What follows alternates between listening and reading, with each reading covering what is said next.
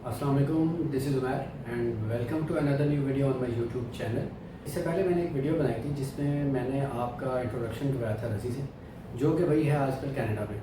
और हम बात करने वाले हैं कनाडा रिलेटेड इमिग्रेशन प्रोसेस, यहाँ से जाने का क्या प्रोसेस, वहाँ पहुँच के क्या करना, इन सब चीज़ों के ऊपर।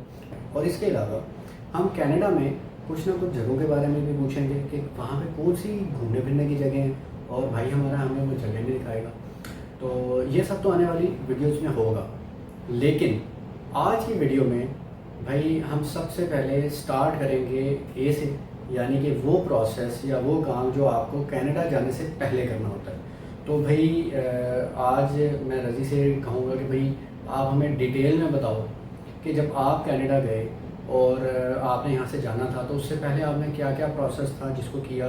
डेफिनेटली वीज़ा लगा, सब कुछ हुआ, लेकिन हमें थोड़ा सा डिटेल में समझाओ, तो ताकि मेरे वो व्यूवर्स जो ये सारा कुछ प्रोसेस करना चाहते हैं या इस सारे प्रोसेस से गुजरना चाहते हैं, उनको अच्छी खासी नो हाउ हो सके।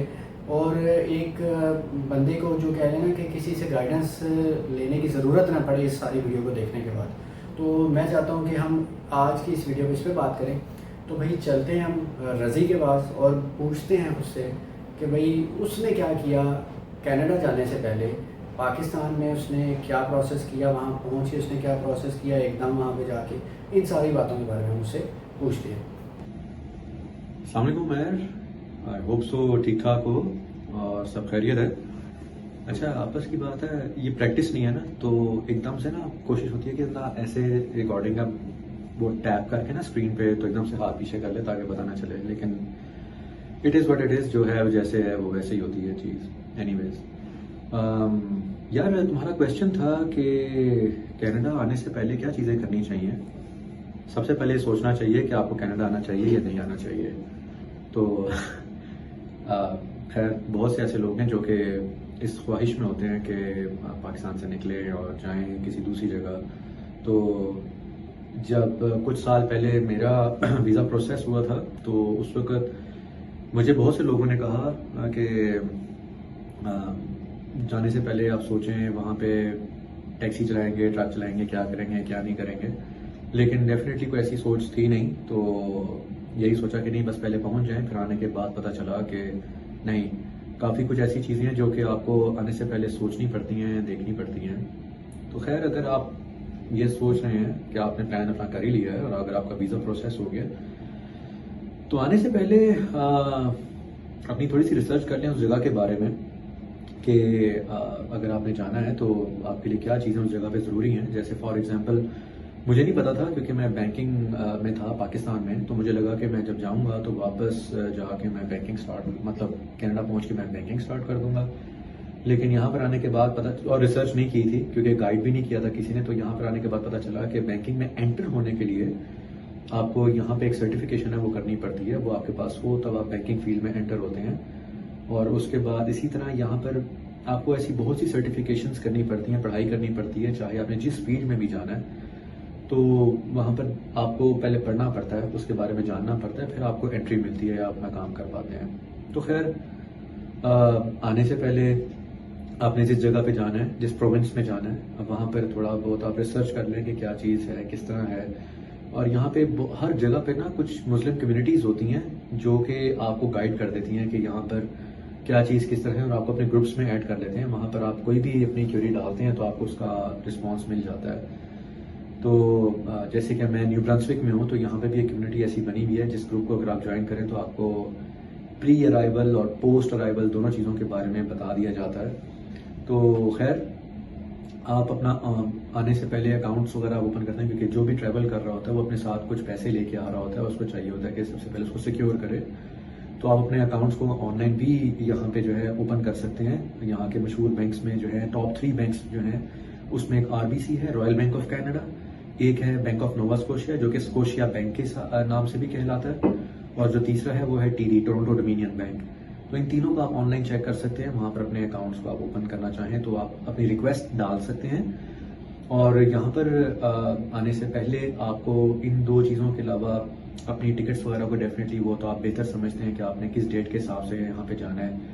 और अगर तो डिपेंड करता है कि आप कौन सा वीज़ा प्रोसेस हुआ है। जैसे कि मैं आपसे शेयर करूंगा कि जैसे अब मेरा इमिग्रेंट वीज़ा था, तो यहाँ पे कनाडा में 2 पोर्ट ऑफ एंट्रीज हैं, one is Toronto and the other one is Montreal. तो मेरी जो पोर्ट ऑफ एंट्री थी वो मॉन्ट्रियल थी। तो आपको हमेशा ये अपना रखना पड़ता है इतना टाइम डिफरेंस कि जब आप किसी भी पोर्ट ऑफ एंट्री में पहुंचें तो वहां से आपकी जो नेक्स्ट फ्लाइट अगर कनेक्टिंग है किसी और जगह की, तो उसमें आपका कम से कम भी 2 घंटे का एक मार्जिन होना चाहिए। क्योंकि होता यह है कि वरना आप अगर फर्स्ट टाइम ट्रेवल कर रहे हैं और अगर आप इमिग्रेंट वीज़ा के ऊपर आ रहे हैं तो इन्हीं दोनों पोर्ट ऑफ एंट्रीज के ऊपर आपकी जो क्लियरेंस होनी होती है, जो इमिग्रेशन होनी होती है, उसमें कम से कम भी आपको दो नहीं तो कम से कम एक 1.5 घंटा तो आपका कहीं नहीं गया, क्योंकि आपको लाइन में लगना पड़ता है। फिर आपकी CBSA के ऑफिसर के साथ, CBSA stands for Canadian border services agency, उनके एक रिप्रेजेंटेटिव के साथ आपकी मुलाकात होती है। वो आपके डॉक्यूमेंट्स चेक करता है, आपके पास पासपोर्ट के ऊपर जो है वो जो वीज़ा लगा होता है उसको कट करता है, फिर आपको एक लैंडिंग डॉक्यूमेंट देता है।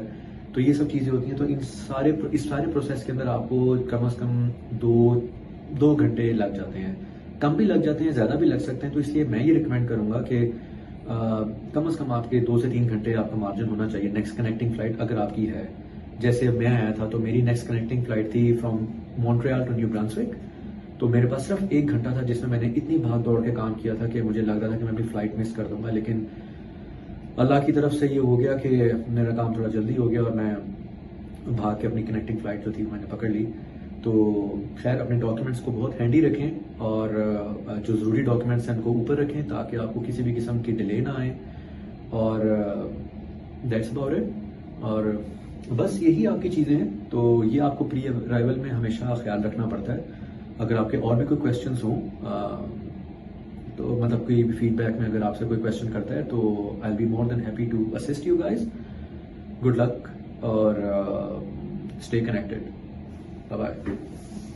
जी रजी साहब, थैंक यू सो मच। आपने जनाब बड़ा डिटेल में बताया, बल्कि काफ़ी लंबा चौड़ा करके बताया।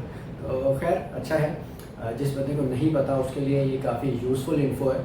और डेफिनेटली ये इन्फो बंदे के बहुत ज़्यादा काम आती है, क्योंकि कोई हमें गाइड करने वाला नहीं होता। और कुछ कह लें कि हम लोग समटाइम्स एक्साइटमेंट के अंदर ये चीज़ें मिस भी कर जाते हैं। तो अच्छा है कि मेरे व्यूवर्स को काफ़ी डिटेल में आपने बताया। तो उम्मीद करता हूँ भाई आप सबके ये काम आएगी इन्फॉर्मेशन। और इंशाल्लाह अगली आने वाली वीडियोस में भी हम इसी तरह की यूज़फुल इन्फॉर्मेशन के साथ मिलेंगे। So stay tuned, stay in touch. और आपके जो भी सवालात हों आप कमेंट्स में पूछ सकते हैं, इंशाल्लाह उसका जवाब भी देंगे।